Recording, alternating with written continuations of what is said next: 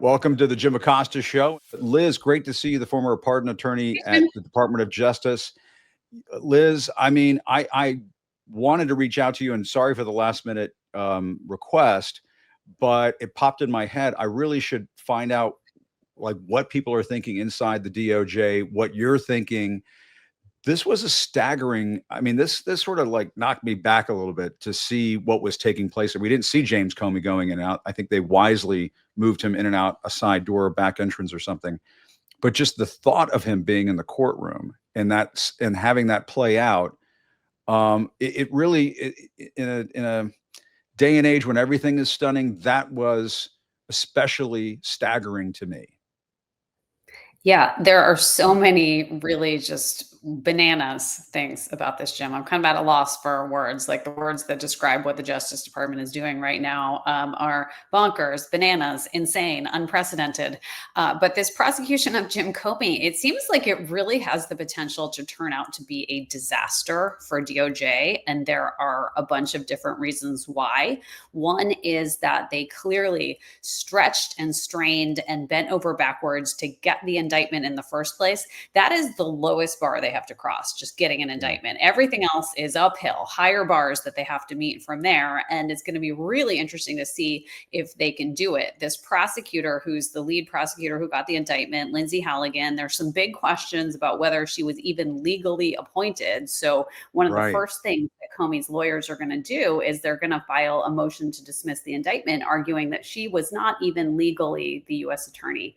And that's an argument that really seems to have some merit here. And that would be a huge embarrassment if the case were dismissed on that ground. It would mean that they have blown the statute of limitations. There's a 5-year statute of limitations to bring these charges. They got it at the very last minute, the indictment, right under the wire for the statute of limitations. So if they lose that motion to dismiss because Lindsay Halligan, this sort of sham prosecutor, was illegally appointed, they cannot bring these charges again. They're done. So that's one argument that they're going to make.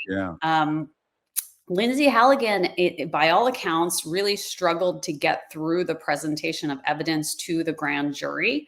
I was not in the courtroom today, but it sounds like she just sat quietly and now deferred to another lawyer who's helping her. One thing that's so remarkable, Jim, is they had to bring in 2 lawyers from the Justice Department from an office in North Carolina to help Lindsay Halligan, because there is literally not a single lawyer in the Virginia office where Comey is indicted that is willing to work on this case with Lindsay Halligan, which is stunning because there are about 300 people that work in that office. So it's this very inexperienced prosecutor, Lindsay Halligan, running the show, and then these 2 folks that she shipped in from another state to help her with this case.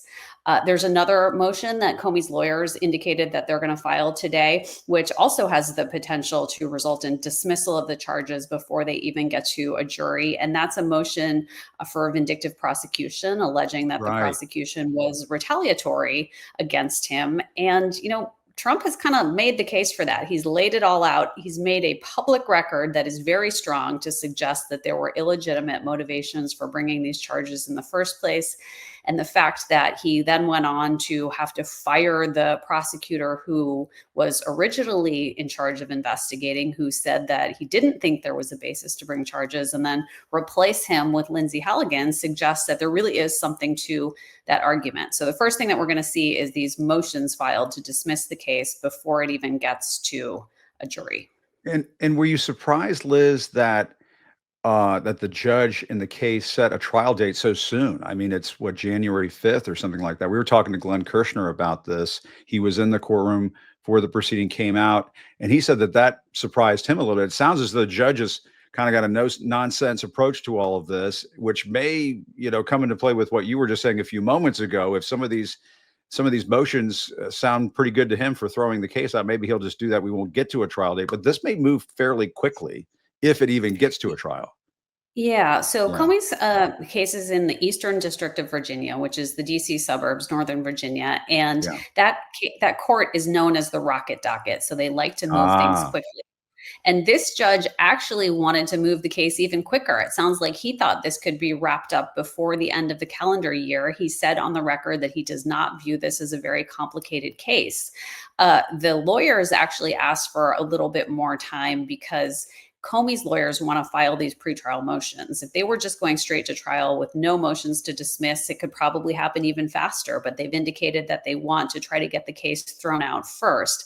The lawyers for the United States, for the government, asked for even more time. They wanted a further delay to bring the case to trial, and the judge said no to that because he doesn't think it's a very complicated case. So the January trial date, that won't even happen if the case is dismissed before then. But if it does, it'll be very interesting to see whether the government can meet the much higher bar for proving their case beyond a reasonable doubt. Yeah.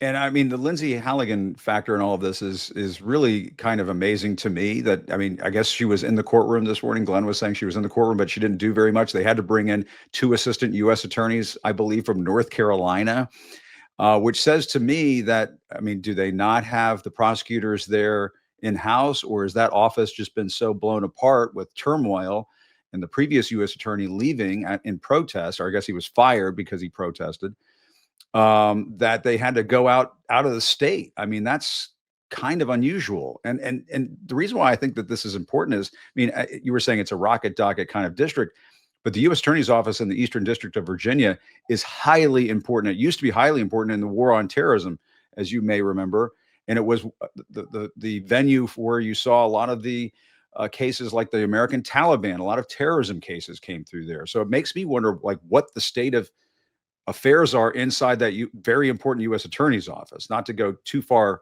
off on a tangent, but I think that's important.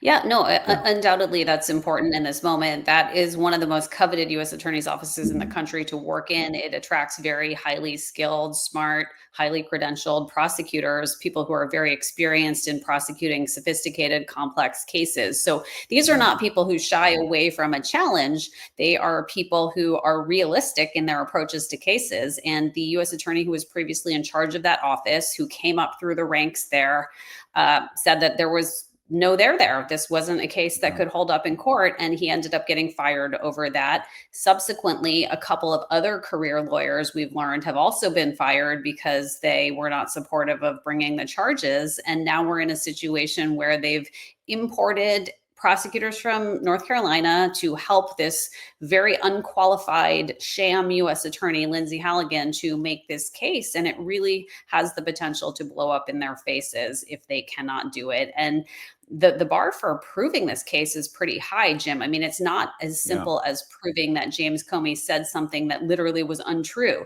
They have to show that he knowingly made a false statement. So that's a burden that they have to meet. It can't be some minor discrepancy. It can't be that he misunderstood something or misremembered something. They have to show that he knowingly and intentionally deceived Congress.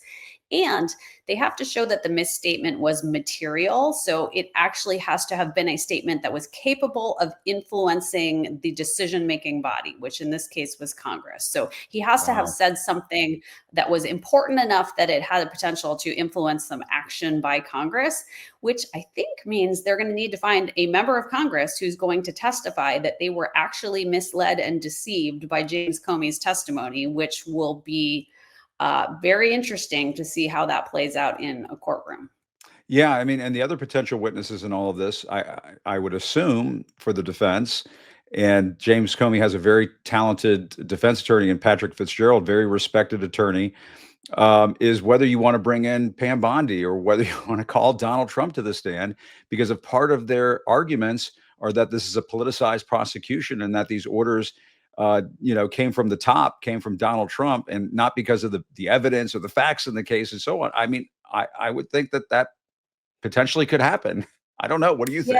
Yeah. So we Yeah. know from what's been reported, we haven't actually seen this memo, but that there is a memo somewhere out there that career prosecutors wrote, and I believe this previous U.S. attorney signed off on, to the leadership of the Justice Department, saying, we don't think there's a basis to bring these charges. So Yeah. I am certain that Comey's lawyers will request that that memo is turned over to them as what we call Brady material.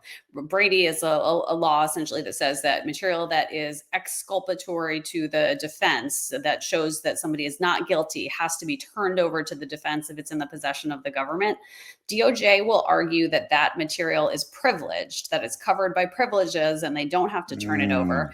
Comey's lawyers will argue that that is evidence that shows that he's not guilty, because a lot of prosecutors in the building believed that there was no basis to bring these charges. And it'll be interesting to see how the judge resolves that dispute. But I think that just the fact that we know that there's a whole contingent of experienced prosecutors who believe that this case cannot hold water is really suggests that the government is going to have a hard time making their case in front of a jury if it gets there.